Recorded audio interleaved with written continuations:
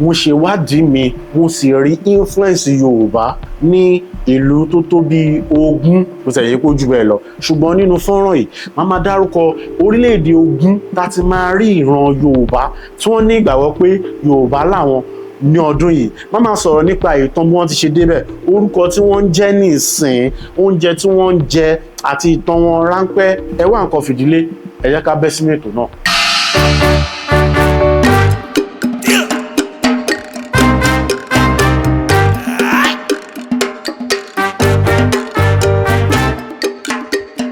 káàbọ̀ padà orúkọ tèmi ọmọ jẹ́ Bunmi Adetona tó bá sì jẹ́ pé ìgbà àkọ́kọ́ yẹn lè Yorùbá pọ́nbélé ni wọ́n máa ń rán wa létí ibi tá a ti ń bọ̀ ibi tá a dé àti ibi tá a ń lọ gẹ́gẹ́ bí ojúlówó Yorùbá kí ìtàn àṣà àti ìṣe Yorùbá má bàa parun la fi dá ìkànnì sílẹ̀ àti pé ní àbínibí àbí Bunmi Adetona ni mo fẹ́ sọ tí ìmọ̀ mi lára ni lónìí ibi tá à ń lọ ò jìnnà rárá mo fẹ́ sọ fún yín orílẹ̀-èdè 20 tá a ti máa rí ẹ̀yà tí à ń pè ní Yorùbá tí wọ́n sì ti wà ń bẹ̀ láti nǹkan bí over 200 years àwọn tó ti wà ń bẹ̀ bí 500 years kan wà tó sì jẹ́ pé wọ́n sì keep àṣà àti ìṣe ilẹ̀ Yorùbá títí dìsìn àwọn ni a máa sọ nínú fọ́nrán ilé ṣùgbọ́n kó wá tó di pé a bẹ́ sínú ẹ̀ mo fẹ́ bẹ̀ yín mo fẹ́ rọ̀ yín ni pé ṣe rí pé ìkànnì tuntun Bunmi Adetona láṣẹ bọ́ sí yìí so mo fẹ́ kẹ́ ẹ bá mi like fídíò yìí ó ṣe kókó ó ṣe pàtàkì sí mi ẹ jọ̀ọ́ nítorí Olúwa nítorí Olódùmarè mo fi bẹ̀ yín ẹ like fídíò yìí ẹ share fídíò yìí kẹ́ ẹ sì comment kẹ́ ẹ jẹ́ ká mọ̀ nǹkan tí ẹ rò nípa fọ́nrán náà ẹ jẹ́ ká bẹ́ sí inú ètò náà. Ìlú alákọ̀ọ́kọ́ tí mo fẹ́ sọ òun náà ni eléyìí tó popular jù tí a mọ̀ sí orílẹ̀-èdè Brazil.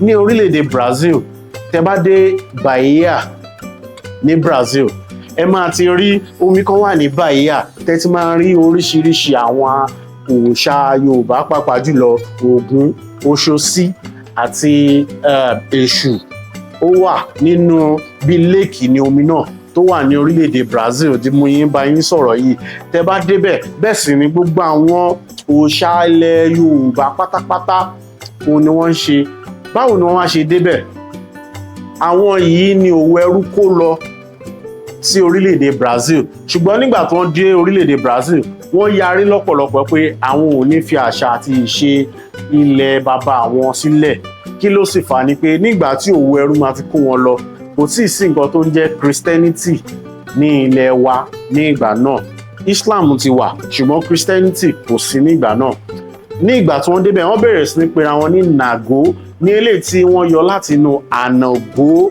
ní orílẹ̀-èdè Nigeria àti Benin Republic àwọn Benin lẹ ti máa rí àwọn tó ń pè ní Anago pàápàá jùlọ ní apá Yewa ní South West Nigeria lóde òní àti Benin Republic lẹ ti máa rí àwọn tó ń pè ní Anago bẹ́ẹ̀ sì ni orúkọ tí wọ́n sì ń pera wọn láti ìgbà náà títí dìsìn òun náà ni eléyìí.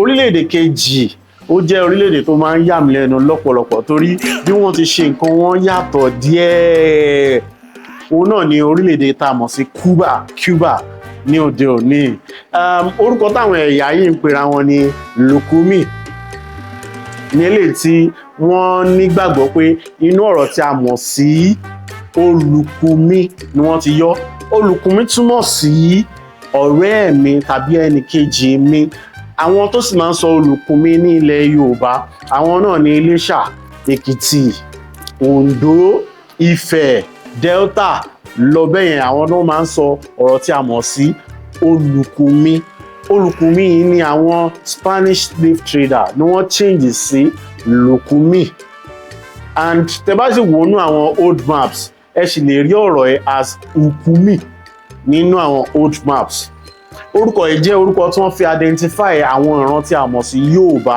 nígbà tí òwò ẹrú ń lọ lọ́wọ́ bẹ́ẹ̀ sì ni àwọn tí òwò ẹrú kó lọ sí orílẹ̀-èdè Cuba náà ni wọ́n ń jẹ́ orúkọ yìí ṣùgbọ́n nǹkan tó yà mí lẹ́nu jù nípa àwọn ẹ̀yà yìí ó ní pé nígbà tí òwò ẹrú kó wọn dé Cuba wọ́n bẹ̀rẹ̀ sí ṣe ẹ̀sìn àwọn baba ńlá baba wọn nílé tẹ́ pé wọ́n máa ń bọ òrìṣà yìí máa ń fún wọn ní agbára láti lè fi control àwọn ọ̀gá wọn ṣùgbọ́n àwọn ọ̀gá wọn wá wò pé òkè àwọn òòṣà yìí ló ń fún yín lágbára àwọn ò sì ní jẹ́ kẹ́ ẹ bọ àwọn òòṣà yìí mọ́ wọ́n á pa ní dandan fún wọn pé ìkọ̀kọ̀ nu wọn ò gbọ́dọ̀ bọ òrìṣà mọ́ bẹ́ẹ̀ sì ni ẹ̀sìn Catholic gangan ni ẹ̀sìn wọn ní orílẹ̀-èdè Cuba. Àwọn ẹrú yìí wá wò pé kí làwọn máa ṣe, àwọn ò lè fi àwọn òòṣà tàwọn lẹ̀, wọ́n wá dàbí ọgbọ́n, wọ́n wá bẹ̀rẹ̀ sí ní mú àwọn ère saints, wọ́n wá bẹ̀rẹ̀ sí ní fún wọn ní orúkọ àwọn òòṣà Yorùbá tó jẹ́ pé bí mo yín bá yín sọ̀rọ̀ ẹ jẹ́ kí n kọ fún yín example. Tẹ́ bá rí Mary Mother of Jesus, àwọn ẹ̀yà yìí bẹ̀rẹ̀ sí ní pè ní Ọ̀ṣun. Wọ́n á gbé ère Mary Mother of Jesus síwájú, wọ́n á pè ní Ọ̀ṣun. Wọ́n á gbé ère Saint Barbara síwájú, wọ́n á pè ní Ògún, àti bẹ́ẹ̀ bẹ́ẹ̀ àti bẹ́ẹ̀ bẹ́ẹ̀ lọ, tó jẹ́ pé títí di ìsìn, títí di mo yín bá yín sọ̀rọ̀ bẹ́ẹ̀ sì ni wọ́n sì ṣe máa ṣe bọ àwọn òòṣà wọn títí di mo yín bá yín sọ̀rọ̀. Santaria ni wọ́n máa ń pe ẹ̀sìn wọn. Ẹ sì lè rí ère Jésù Kristi tí wọ́n á gbé sí kọ́nà kan nínú ilé wọn, tí wọ́n á sì máa ta epo àbí gbogbo nǹkan tí yẹ pé wọ́n fi máa ń bọ òòṣà ní ilẹ̀ Yorùbá, tí wọ́n á sì máa ta sí lórí títí di mo yín bá yín sọ̀rọ̀. Báyìí ni ìtàn tí wọ́n ṣe jẹ́. Ṣé wàá rí orílẹ̀-èdè kẹta, mi ò fẹ́ pẹ́ lórí ẹ̀, jẹ́ kí n kàn máa sọ kíákíákíá, a sì máa bẹ́ sínú ẹ̀ lẹ́ẹ̀kọ̀ọ̀kan bí ìtàn wọn ṣe. Gbogbo wọn náà ní interesting story tó wà related sí Yorùbá lọ́pọ̀lọpọ̀. Orílẹ̀-èdè kẹta wọn ni Trinidad and Tobago. Ní Trinidad and Tobago wọ́n ní ìgbàgbọ́ pé Ṣàngó làwọn, nǹkan táwọn ní ìgbàgbọ́ nínú ẹ̀ ni wọ́n ní ìgbàgbọ́ pé nǹkan tó máa ń pera wọn òun náà ní Ṣàngó tàbí Yorùbá, ọ̀rọ̀ méjì ló máa ń pera wọn. Fún ẹ̀rí ẹ̀, ẹ wo fídíò yìí. Friday, I'll be going to the Yoruba village, the Lukumi village in Trinidad. But currently in Tobago, I've just met some Yorubas here. They're actually Lukumi, but Lukumi is a word that's used mostly in Cuba and in Brazil. So now I'm going to ask them some questions and just watch this now. What's your name? Akinde. Akinde? That's your name, right? Yeah. Akinde. Do you know the full meaning of your name? No. I'm going to tell you, it's Akindele. Akindele. That's how you say it in Lukumi, huh? Yeah. And is this your dad? Yes. What's your name, sir? Oladele. Oladele. Oladele. Oladele. Oh my gosh. Oladele. So you are Akinde and you are Oladele. Yeah. Wow. Okay. Shall I borrow Yoruba? Yeah. Okay, small. Okay. Just don't mind that. This is Tobago. It's carnival period, so you're going to have all of that. So they speak very, very little, and when they speak with an accent. A very beautiful accent. Do you have a brother or a sister? Yes. What's your brother's name? Hassani. This is awesome. Hassani Olojimi. Onujimi. Look at that, Onujimi. So listen, guys, we've got brothers here in Trinidad and Tobago. Mostly in Trinidad, which I'm going to be going to on Friday. But also we have here brothers. We've got Igbos here. We've got Efik here. Even the word Calypso. Calypso is actually an Efik word. It comes from the word Kaiso, going forward. And so when the white folks who enslaved them asked them what they were doing, they just said Kaiso, and then that's how they got Calypso. Over here, what do you call a witch doctor? Obia, yeah? Yes. Obia man. That word Obia is actually from the Igbo word Dibia. That's where it comes from, Dibia. So moi moi, they have moi moi here, but they call it pastel. The pastel. So all of them, they all, in this island particularly, because we've got records, they all came from Nigeria. So the people here are Efik, Igbo, and then slight Lukumi Yoruba. But on the other island, which is bigger, Trinidad, that's where you have the larger Yoruba community. Òun náà lẹ ti rí yẹn. Orílẹ̀-èdè kẹrin òun náà ni Jamaica. Páàkì kan wà ní Jamaica tó jẹ́ bí ilé ìgbafẹ́ kan wà níbẹ̀ tó jẹ́ pé Abẹ́òkúta ni wọ́n máa ń pe páàkì náà. Títí di mo yín bá ibẹ̀ sì wà ńbẹ̀ tí mo yín bá yín sọ̀rọ̀. Àwòrán ẹ̀ ni ẹ̀ ń wò yìí. Eléyìí ló sọ di ibi kẹta lágbàáyé tí wọ́n máa ń pè ní Abẹ́òkúta. Ọ̀rọ̀ ọjọ́ mi nìyẹn. Àwọn òbòmí náà wà tó ń pè lábẹ́òkúta láì ṣe pé orílẹ̀-èdè Nàìjíríà àbí ilẹ̀ Yorùbá rárá òun níbẹ̀. Ṣùgbọ́n ọ̀rọ̀ ọjọ́ mi nìyẹn. And tẹ́ bá sì fẹ́ rí àwọn ẹ̀yà Yorùbá yìí dáadáa, tẹ́ bá lọ sí Kumina ní orílẹ̀-èdè Jamaica, àwọn bí tẹ́ ti máa rí wọn lọ́pọ̀lọpọ̀ ni ẹ máa rí wọn. Wọ́n ṣe ń ṣe àwọn àṣà wa, pàápàá jùlọ tewétegbò ni wọ́n mú lọ́kùnkúndùn jù ní orílẹ̀-èdè Jamaica tí mo yín bá yín sọ̀rọ̀. Ṣé wàá rí ẹlẹ́ẹ̀karùn-ún òun náà ni freedom ti bẹ̀rẹ̀ ní orílẹ̀-èdè Haiti, and kò wá ń ṣe Yorùbá nìkan ló wà ní Haiti. Níbẹ̀ ni freedom ti bẹ̀rẹ̀. Àwọn náà kọ́kọ́ jìjàgbara wípé táwọn ẹrú tán jìjàgbara tí wọ́n sì borí àwọn Spanish ní ìgbà náà. Orúkọ tó ń pera wọn náà ni Nago làwọn náà ń pera wọn gẹ́gẹ́ bíi ti Brazil ṣe jẹ́, bẹ́ẹ̀ náà làwọn náà ṣe ń pera wọn ní Nago tí mo yín bá yín sọ̀rọ̀ ẹ̀. But kò ń ṣe Yorùbá nìkan, àwọn ẹ̀mú àwọn fọ́n náà mọ́ra láti orílẹ̀-èdè Benin Republic. Bẹ́ẹ̀ sì ni wọ́n ní orúkọ táwọn ń pe religion tí wọ́n ní voodoo làwọn máa ń pe religion. Ẹ má gbàgbé pé ní January a sì lọ sí Benin Republic tá lọ sí voodoo festival. Àwọn náà ni wọ́n pọ̀ jù lára àwọn tó wá sí festival náà. So orílẹ̀-èdè Haiti òun ni number 5. Ẹlẹ́ẹ̀kẹfà òun náà ni Dominican Republic. Ní Dominican Republic tẹ́ bá lọ sí coastal village wọn kan wà tán pè ní Portsmouth. Níbẹ̀ ẹ máa ti rí àwọn ìran Yorùbá tẹ́ pé òwò ẹrú ló kó wọn lọ síbẹ̀ tí mo yín bá yín sọ̀rọ̀ yìí náà ni. Ẹlẹ́ẹ̀keje níbi tẹ́ ti lè rí àwọn ìran Yorùbá òun náà ni Guyana. Guyana tẹ́ bá lọ sí New Amsterdam tàbí Georgetown ní Guyana ẹ máa rí ìran Yorùbá lọ́pọ̀lọpọ̀. Àwọn tí wọ́n kó wọn lọ Dutch ló kó ẹrú lọbẹ̀ ní 1819 kó tó di pé àwọn British náà wá kó ẹrú lọbẹ̀ ní 1830 àti 1831 ni wọ́n ṣe wá kẹrù lọ́bẹ̀. So Guyana wà lára àwọn ìlú tẹ́tí máa rí ìran Yorùbá tí wọ́n sì maintain àṣà àti ìṣe ilẹ̀ Yorùbá tí mo yín bá yín sọ̀rọ̀. Ìtàn wọn gùn gan, ó dùn gan, ó gùn ó dùn, ṣùgbọ́n kò ń ṣe torí pé mo kàn fẹ́ gé fídíò ìkúkúkùkù mi ì ní ṣe kí ni mi ì ní lè bẹ́ sínú ẹ̀, ṣùgbọ́n màá mú wá lẹ́kùnrẹ́rẹ́ tó bá yá.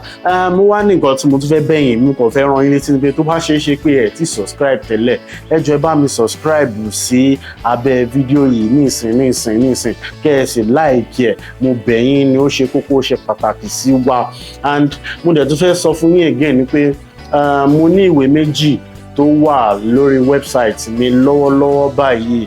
Alákọ̀ọ́kọ́ mo pè ní Kádàrá or something like that, ìtàn àròkọ ní nípa ìlú kan tó jẹ́ pé kéèyàn tó lè jọba ń bẹ̀ ó gbọ́dọ̀ wá ọmọbìnrin tó máa nífẹ̀ẹ́ rẹ̀ dénúdénú. Kì í ṣe eléyìí tóun nífẹ̀ẹ́ o, ọmọbìnrin tó máa nífẹ̀ẹ́ tòun dénúdénú láàrin 21 days ló fi gbọ́dọ̀ wá ọmọbìnrin tó máa nífẹ̀ẹ́ rẹ̀ dénúdénú. Òun náà ni ìtàn náà wà lórí ẹ̀, lè bá mi rà owó tí ò ju ara lọ ni ó máa support ìtàn ni á tún lè jẹ́ kí ìkànnì lọ síwájú sí i. Bẹ́ẹ̀ sì ni láti nǹkan bí ọdún 5 ni mo ti ń ṣe ìwádìí nípa òwò ẹrú lélẹ̀ tó jẹ́ kí n mọ ọ̀pọ̀lọpọ̀ àwọn nǹkan tí mò ń sọ nínú fọ́nrán yìí, àti pé ó tún wá jẹ́ kí n ṣe ìwé kan tí mo pè ní Yoruba systems before the ship. Ìlànà àwọn baba ńlá baba wa kó tó di pé òyìnbó amúnisìn dé, òun náà ni àwọn nǹkan tó wà nínú ìwé náà, àti ìgbà tó òyìnbó dé bí a ti ṣe bá wọn lò àwọn nǹkan tí tó ṣeé ṣe táwọn èèyàn máa ń rò pé báyìí ló ṣe rí, bíi ká máa sọ pé kóyìnbó tó dé Yorùbá ò lákọọ́lẹ̀ àbí òyìnbó ló kọ́làjú wá. Gbogbo àwọn nǹkan tí mo yànnàná sínú rẹ̀ òun náà ni eléyìí. Ẹ lè rí gbogbo àwọn ìwé méjèèjì yìí lórí abinibiup.com www.abinibiup.com. Orí ẹ̀ lẹ ti lè rí àwọn ìwé méjèèjì yìí. Mo dẹ̀ fẹ́ sọ fún yín pé ìwé méjì míì tó ṣe ń bọ̀ ní kòpẹ́kòpẹ́ yìí. Yoruba before Yorubas òun ni alákọ̀ọ́kọ́ lára àwọn méjì tó ń bọ̀, and orúkọ ẹlẹ́ẹ̀kejì ni àtinúdá, ìyẹn nípa creativity. Òun ni ìwé náà ló wà nípa rẹ̀. Ebook ní gbogbo àwọn nǹkan tí mo sọ fún yín, tẹ́ bá ṣe ń sanwó báyìí kan máa download ẹ̀ straight ni. Ẹ ṣeun púpọ̀, mo dúpẹ́ lọ́wọ́ yín. Ẹlẹ́ẹ̀kẹwàá ni Suriname. Suriname mo máa like wọn lọ́pọ̀lọpọ̀ o, torí mo rí element nǹkan kan tí ó affect ìlú wa níbí, àwọn ilẹ̀ kan ní orílẹ̀-èdè Nàìjíríà, pàápàá jùlọ àwọn ìlú kan ní ilẹ̀ Yorùbá lọ́wọ́lọ́wọ́ báyìí. Mo rí element yẹn níbẹ̀ pé ìlú kan ní Suriname ní Dahomey, àwọn ẹrú tó sá lọ ni wọ́n lọ síbẹ̀. Bẹ́ẹ̀ sì ni wọ́n wá ṣe nǹkan sínú ìlú náà tẹ́ pé òyìnbó aláwọ̀ funfun tó bá tẹ ìlú tí a mọ̀ sí Dahomey ní Suriname, tó bá tẹ ibẹ̀ yóò kú fínfín ni lójú ẹsẹ̀. Ní eléyìí tí òun náà ni the same thing tí àwọn kan náà máa ń ṣe sí ẹnu ọ̀nà ìlú wa ní ilẹ̀ Yorùbá. Ẹ jẹ́ ká jọ wo ẹ̀rí nǹkan tí mo kọ ra sọ yìí. It's like the whole army. I follow you now. Yes. Dahomey. Welcome to Dahomey. Welcome to Dahomey. What will happen if a white person comes here? Death. He will die. Huh? So the Maroons are ṣe tí wàá rí báyìí orúkọ tí àwọn ń pe àwọn ẹ̀yà Yorùbá yìí Yorùbá náà ni wọ́n ń pera wọn títí di mo yín bá yín sọ̀rọ̀ ẹ̀ àwọn ò kí ń ṣe Nago wọn sì kí ń ṣe Lukumi a ṣì ń bọ̀ nílẹ̀ adúláwọ̀ o ṣùgbọ́n ẹ jẹ́ ká tẹ̀síwájú ẹlẹ́ẹ̀kọkànlá òun náà ni Belize Belize àwọn náà ni wọ́n ní Krio population tó jẹ́ pé ọ̀pọ̀lọpọ̀ Krio yìí Yorùbá pọ̀ láàrin wọn gidi gan and tẹ́ bá sì lọ sí ìlú tó ń pè ní Garifuna èmi rò pé inú ọ̀rọ̀ tí a mọ̀ sí gaari ni wọ́n ti yọ kíní torí nǹkan tó jẹ́ kí n rò bẹ́ẹ̀ ni pé nígbà tí mo ń ṣe ìwádìí tí mo ń kó fídíò ìjọ first thing tí mo rí nínú ìlú yìí nígbà tí mo rí Garifuna tí mo bẹ̀rẹ̀ sí ní ṣe ìwádìí dáadáa first thing tí mo rí nínú fọ́nrán tí mo rí òun náà ni pé wọ́n yan gàrí òun ló jẹ́ kí n sọ pé Garifuna yẹn ó ṣeé ṣe kó jẹ́ pé inú ọ̀rọ̀ tí a mọ̀ sí gàrí ni wọ́n ti yọ mo ló ṣeé ṣe ni o ṣùgbọ́n ẹ jẹ́ ká wo fọ́nrán tí mo rí náà. But it's a simple lifestyle. The food is the most essential element, and they seem to be able to get that as best they can. Sometimes we feel despondent because we are only about 6% of the population of Belize, and we rely on the strength of the culture, on the folkways, the history, the spirituality, and we feel that that there are not enough of us. There are interferences. Television, for example, people begin to identify with other cultures. And so, and then there's migration. People leave and then they don't come back, or when they come back, they bring other lifestyles with them. Yes, we are small, but we are special, and that we need to hold on to that. ṣe tí wàá rí báyìí pé ó ṣeé ṣe kó jẹ́ pé inú ọ̀rọ̀ yẹn ni wọ́n ti yọ. ẹlẹ́ẹ̀kejìlá òun náà ni United States of America kò yẹ kí n dárúkọ America ṣùgbọ́n Ọ̀yọ́túnjí wà lamẹ́ríkà a lè skip ẹ̀.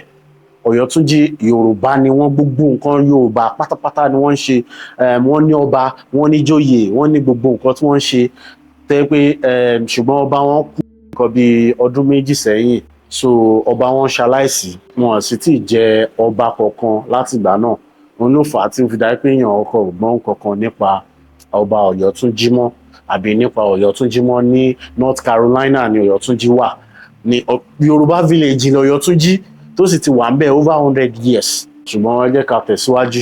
ẹlẹ́ẹ̀kẹtàlá òun náà ni Mexico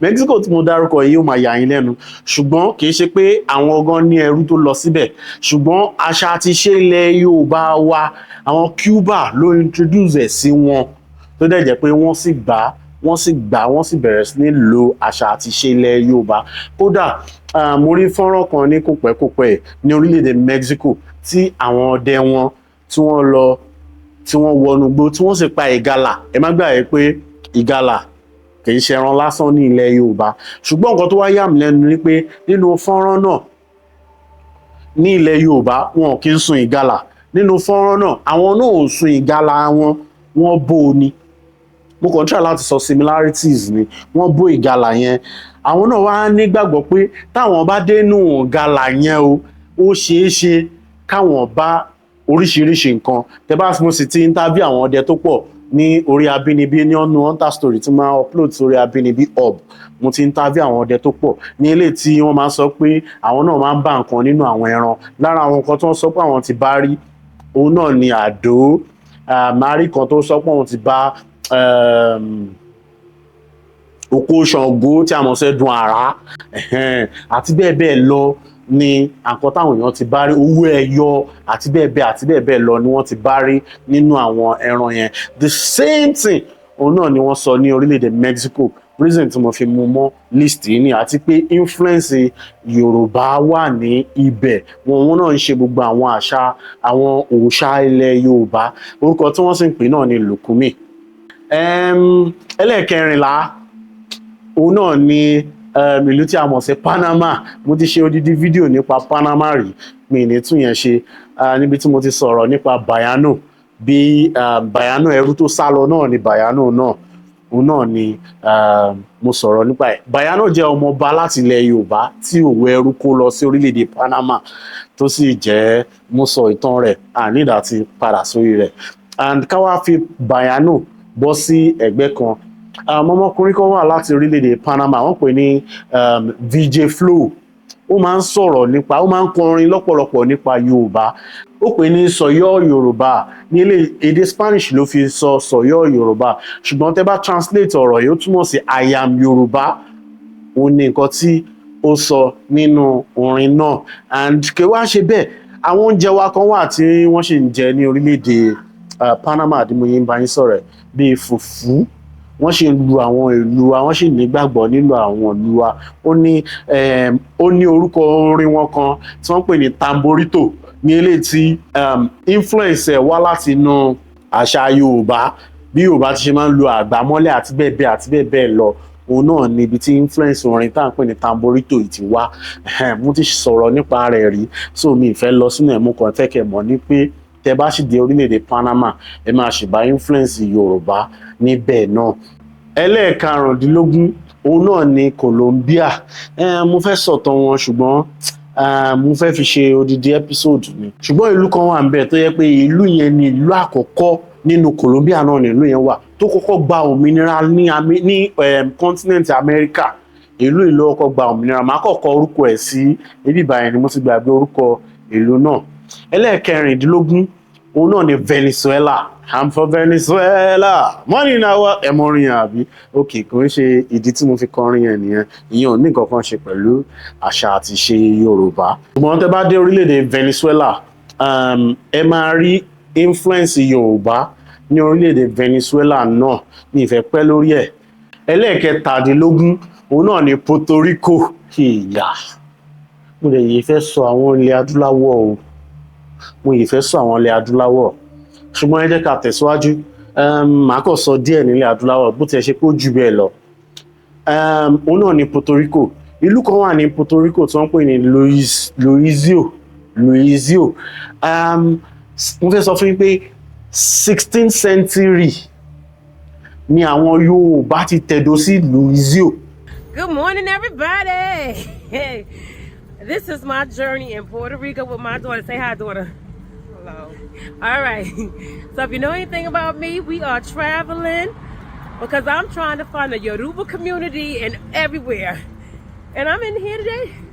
And that thing for Oshun is really no comparison to how it looks in person where you see the work. It's like marble and other shiny stuff. I don't even know the artist's name, but when I know, I'll share it. I want to see my spiritual family over here. The Louisa, which is apart from my spiritual family, the place is spiritual in that the Yoruba people are there and were there and still there because those are their descendants. My next journey may be Brazil. Tí wọ́n ṣì ń gbé ibẹ̀ tó yẹ pé oúnjẹ Yorùbá, àṣà Yorùbá àti gbogbo nǹkan Yorùbá ṣì wà ní Luizio títí di mo yín bá yín sọ̀rọ̀ yìí. Orúkọ tí àwọn Yorùbá tó wà ní Luizio ń pe ẹ̀yà wọn, òun náà ni Lukumi. Bẹ́ẹ̀ sì ni ẹ̀sìn wọn náà sì mọ jẹ́ Santeria. Ẹ má rí pé Spanish colony ní Puerto Rico. Ẹlẹ́ẹ̀kejìdínlógún òun náà ni Bahamas. Ṣé rí ìlú kan wà ní Bahamas tí wọ́n ń pè ní Benin, B-A-I-N, ní Bahamas. Ṣé rí tẹ́ bá dé Louis, ibi kan wà níbẹ̀ tó pè ní Yoruba house. Ẹ wò, ẹ jẹ́ kí n fi fọ́nrán hàn yín ni. You can hide the truth in small portions, but whatever you do in the darkness, God will bring out into the light. Now, what makes this property so interesting? This is where the Yoruba society was, because that is the tribe that we are from. And the best thing about all of this is the Yoruba and the Anglican religion was combined together, and it was formed what was called the Methodist religion. Yes, the Methodist religion. It did not start in England, as some would say. It started right here in the Bahamas. All right? So what I need everybody to understand is, they said that black people weren't on Bay Street. We've been here from 1910. From 1910, the Yoruba Society was established right here. And as you can see, the remains is still there, and it's very much evident. This is Clemodenius giving you a piece of Bahamian history. Òun náà lẹ ti rí yẹn. Orúkọ tí àwọn tó wà ní Bahamas ń pe ẹ̀yà wọn, òun náà ni Yorùbá tàbí Anago tàbí Nago. Òun náà ni orúkọ tí wọ́n ń pe ẹ̀yà wọn.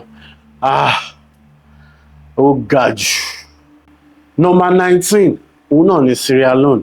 Ìtàn Sierra Leone jẹ́ ìtàn kan tó jẹ́ pé ó máa ń mórí mi wú lọ́pọ̀lọpọ̀ torí pé mo sì rò pé mo fẹ́ lọ Sierra Leone gan nítorí pé mo fẹ́ràn ìtàn náà. Ní ọdún 1806, àwọn Britain ní àwọn òṣòwò ẹrú mọ́. Wọ́n wá dá ẹgbẹ́ kan lẹ̀ ní ìgbà náà. Wọ́n pè ní West African Squadron of the Royal Navy ni wọ́n pe ẹgbẹ́ náà ní ìgbà náà.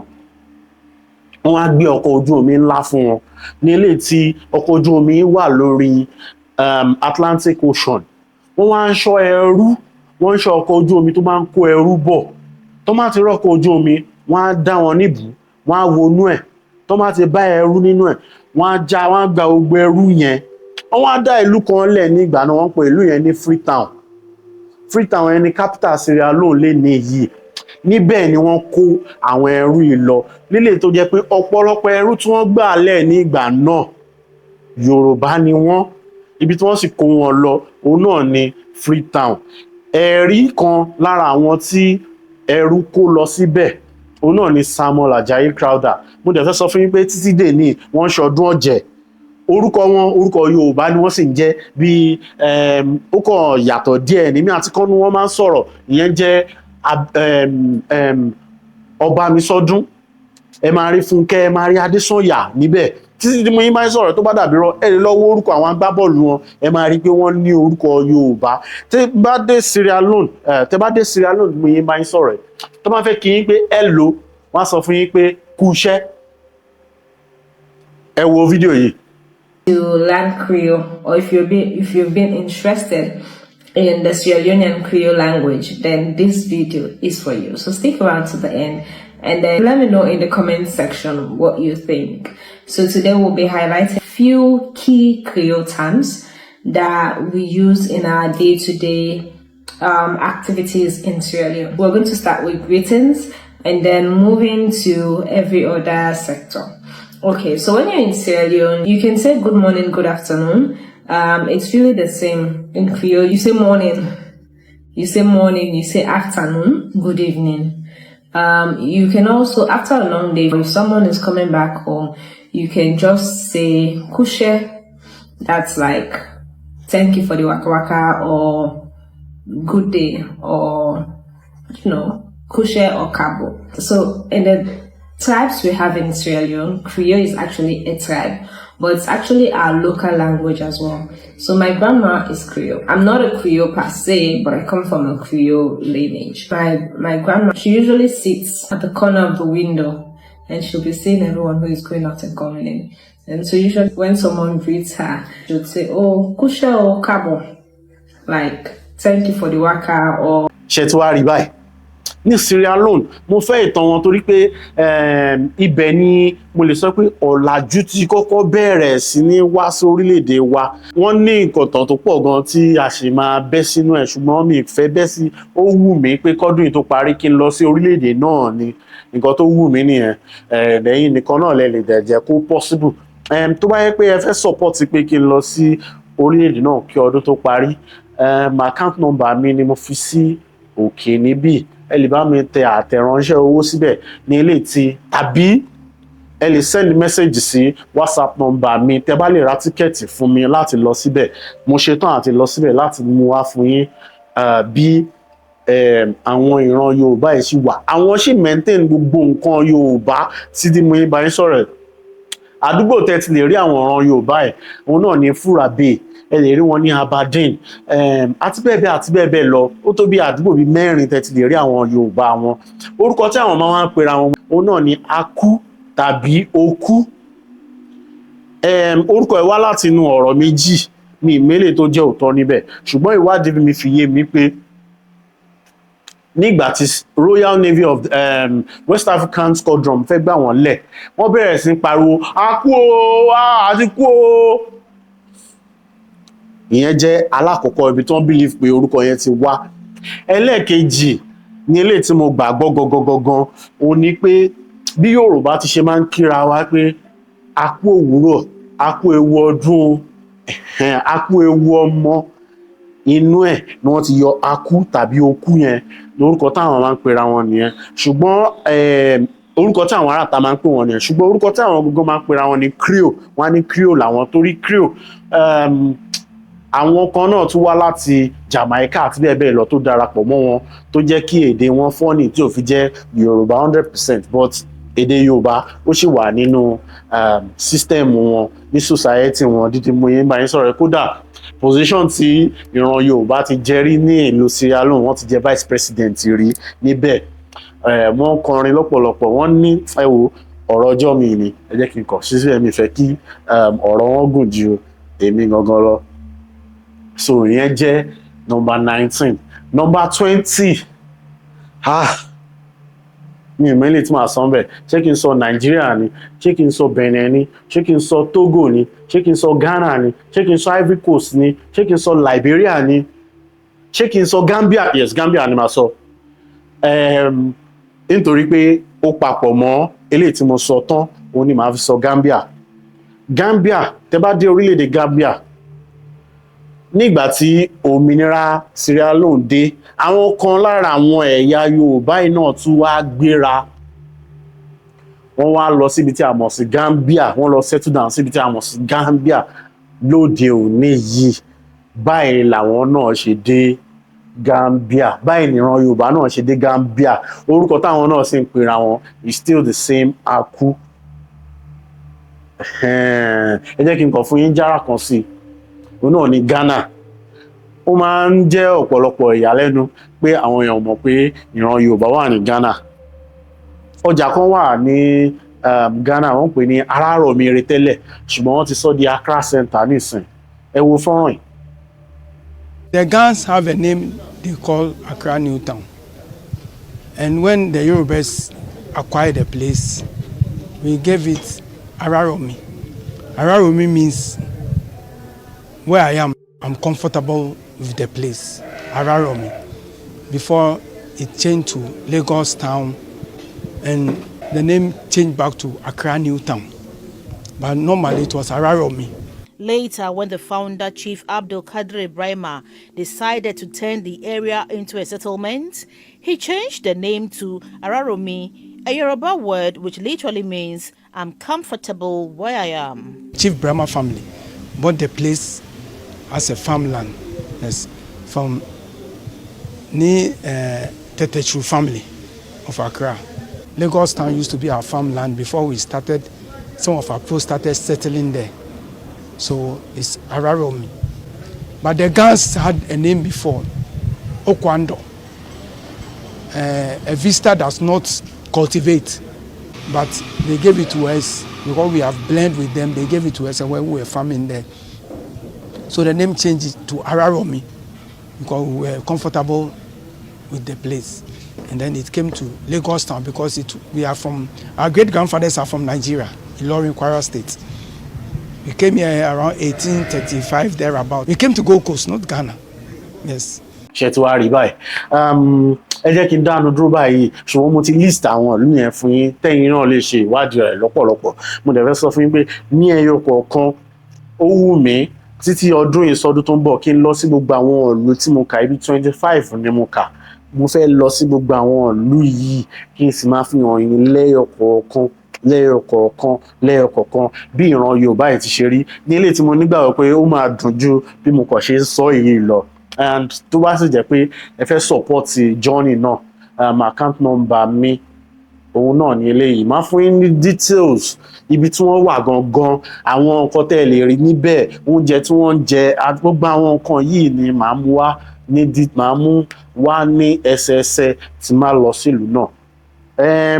Mo máa bẹ̀rẹ̀ mo máa bẹ̀rẹ̀ very soon ní àwọn ilé tó wà ní tòsí ọ̀dọ̀ wa mo máa bẹ̀rẹ̀ trip náà very soon ní àwọn ilé tó wà ní tòsí ọ̀dọ̀ wa ẹ wo ẹ jẹ́ kí n dákẹ́ báyìí pé orúkọ tèmi a máa jẹ́ Bunmi Adetona tó bá sì jẹ́ pé ẹ ti subscribe sórí kan ní ẹ jọ̀ọ́ ẹ bá wa subscribe Yorùbá pọ́nbélé ni wá a máa ń rán wa létí ibi tá a ti ń bọ̀ ibi tá a dé àti ibi tá a ń lọ gẹ́gẹ́ bí ojúlówó Yorùbá kí ìtàn àṣà àti ìṣe má bàa parun la fi dá ìkànnì sílẹ̀ àsìkò ní Bunmi Adetona ẹ jọ̀ọ́ ẹ bá mi subscribe fídíò mi tí mo fẹ́ kẹ́ wò ó náà ni ó yọ lójú screen yẹn ìtàn nípa ṣé Samuel Ajayi Crowther ló jẹ́ ká máa jẹ́ Yorùbá ni àbí ẹlòmíì nǹkan tó wà ní fọ́nrán náà nìyẹn ẹ jọ̀ọ́ ẹ bá mi wo fídíò náà mo sì mọ̀ pé ẹ ní regret pé wò ǹjẹ́ kó wá tó dìgbà míì ẹ má gbàgbé láti like ara yín ó dàbọ̀.